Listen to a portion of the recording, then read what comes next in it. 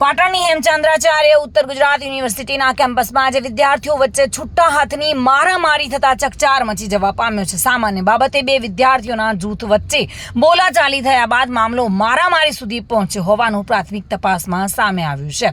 University કેમ્પસમાં થયેલી માથાકૂટમાં એક વિદ્યાર્થીના હાથના ભાગે છરી વાગતા તેને સારવાર માટે ખસેડાયો છે। ઘટનાના પગલે દોડી આવેલી પોલીસે કેટલાક વિદ્યાર્થીઓને અટકમાં લઈને વધુ તપાસ હાથ ધરી છે। પોલીસે ઘટના સ્થળ પરથી છરી અને લોખંડના અન્ય તીક્ષ્ણ હથિયાર પણ કબજે કર્યા હતા। આ મામલે પોલીસ દ્વારા વધુ તપાસ હાથ ધરવામાં આવી છે।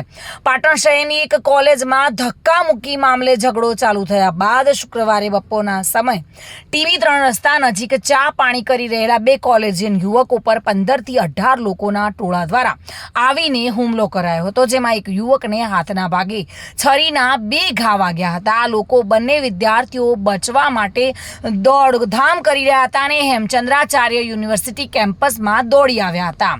તેમની પાછળ 8 થી 10 યુવાનો બાઇક પર સવાર થઈને પીછો કરીને આવ્યા હતા।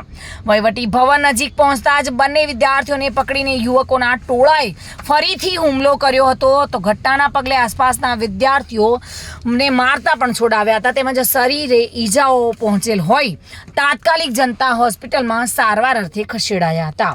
ઘટનાના પગલે પોલીસને જાણ કરતા પોલીસ દોડી આવી હતી। હુમલો કરનાર યુવકોના ટોળા પૈકી 3 થી 4 યુવકોને અન્ય વિદ્યાર્થીઓએ પકડી રાખ્યા હતા, જેને પોલીસે આવીને પકડી હથિયાર સાથે પોલીસ મથકે લઈ જઈને વધુ તપાસ હાથ ધરી છે।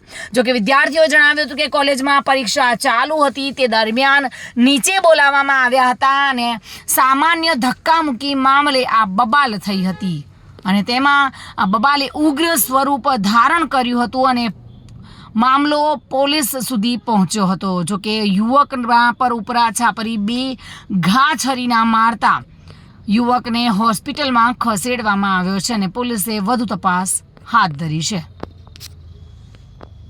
પ્રવીણ યોગી સાથે bureau report, today Gujarati news.